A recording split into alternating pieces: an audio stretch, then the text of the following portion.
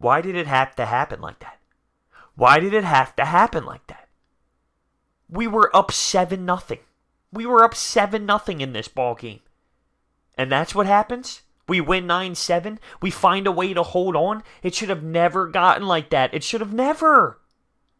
Now, realistically, heading into this series, you say you split with the Cubs. Will you take that? You say, yeah, I would. Understanding that we should have been 3-1 in this 4-game set, knowing we blew an opportunity to win this series, I still say, okay, you know what, I'll take it. I'll take a split. It could be way worse. This is a really solid Cubs team, a really deep Cubs team with an outstanding lineup. I'll take the split. I'm not happy about it, but I'll take the split. It could have been better. It could have been better, without a doubt.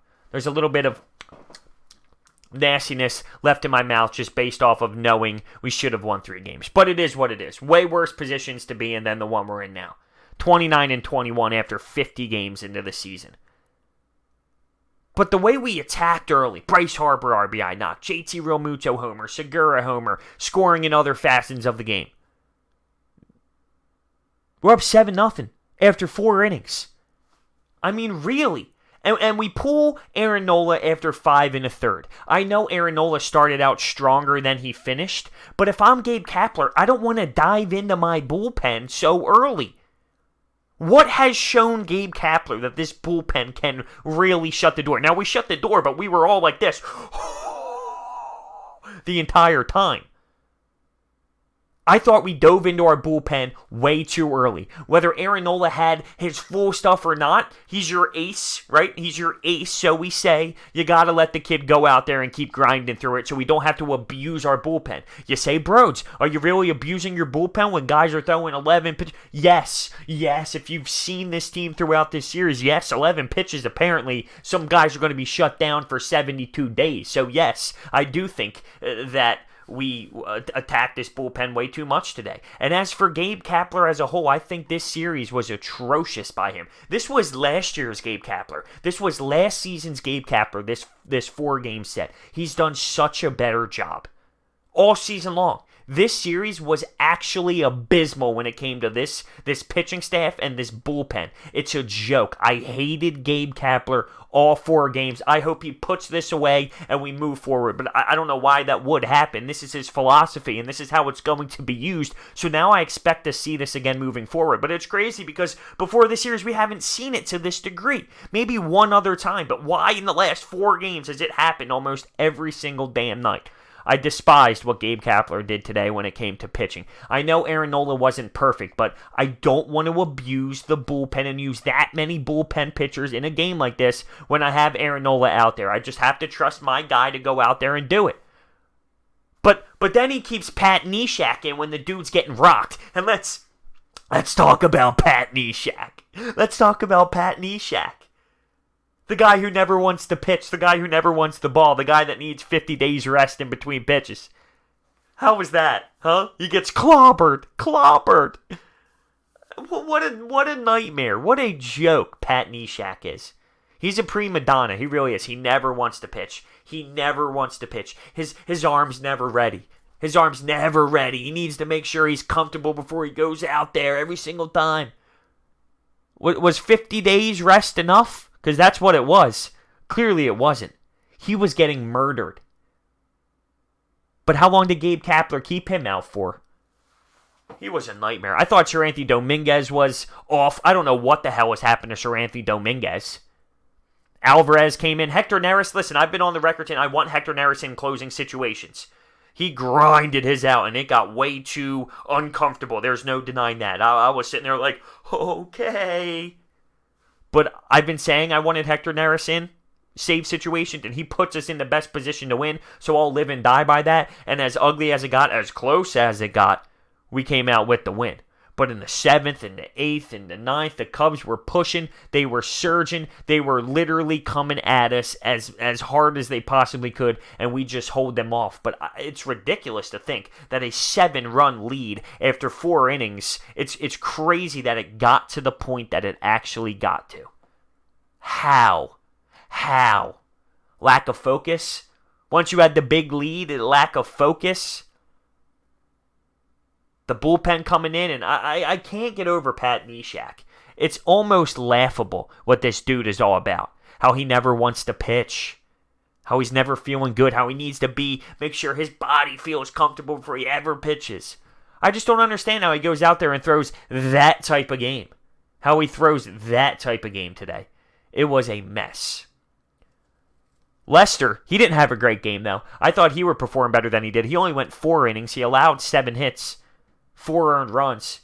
He was getting pummeled by this Philadelphia Phillies lineup early. And speaking of this lineup, we had 12 hits total, produced 9 runs. What do we have, 13 hits yesterday and only scored 3 runs? So we did produce 9 runs.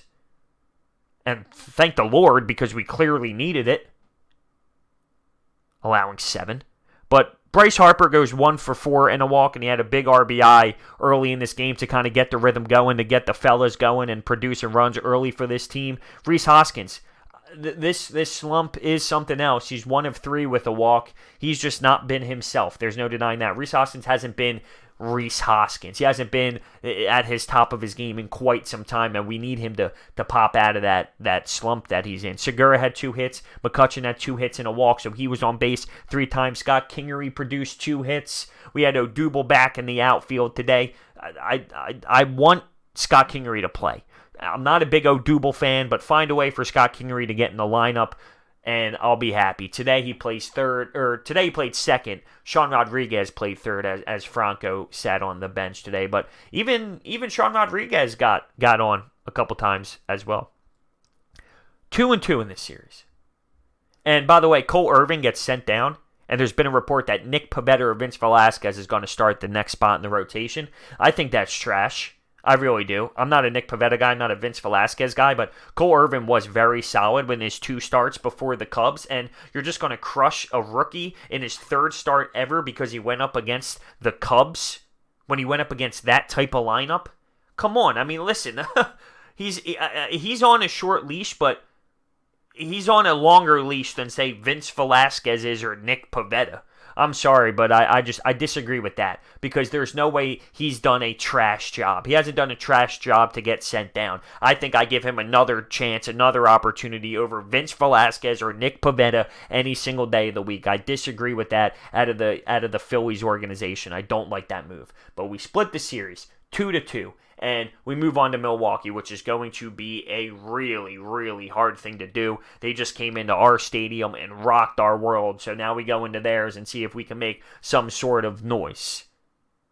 29 wins on the season through 50 games. And I want to know your thoughts down below on this game as a whole. I want to know your thoughts on how this went down, how we have 7 runs, how we're up 7-0 after 4 innings, and that happens. I mean, really, how? It doesn't even make sense. The bullpen, I want to know your thoughts on Gabe Kapler pulling Aaron Nola. Did you think it was a little bit too early? How about Pat Neshek? How about Gabe Kapler leaving Pat Neshek in after he clearly didn't have it? I mean, this is just what I'm saying. I don't understand Gabe Kapler's logic, and I don't want to do this. I don't want to make this a Gabe Kapler season where I just hate him and everything he does I criticize, because he's done a fair enough job to this series. There's no denying it. There was one game before this series where he irked me to a point where it was on him. But I thought this 4-game set, every little detail was trash out of Gabe Kapler. Let me know if I'm being too harsh on it, but the way he utilizes these pitchers, it actually has no logic. It has no logic, in my opinion. And that's part of his game plan. That's what he wants. That's how he manages. He has trust in everyone every single night. Well, listen, I'm sorry, but some guys don't deserve the trust. Someone will blow up a 7-run lead in the 9th inning, and then 2 days later, Gabe will put the guy in the same position. Yeah, that's just like hypothetical, but that's the style that he has. And I'm sorry, but at some points, you need to realize guys aren't going to work. And I might be starting to feel that way with Sir Anthony Dominguez. What happened? Night and day. Night and day. So, I also want to know if you're okay with the split. Because it's not bad to split with the Chicago Cubs in Wrigley Field. It's not. But it's just because we knew we could have won the series 3-1. So it leaves a bad taste in our mouths because we know we should have been better. We know we should have 30 wins at this point. But there's only one thing you can do. Keep moving along and you move on to the next series. Win this damn series. Whew. That was interesting. I was holding on, biting my fist. Give it one of those. Let me know your thoughts down below. Thanks for watching. See you next time.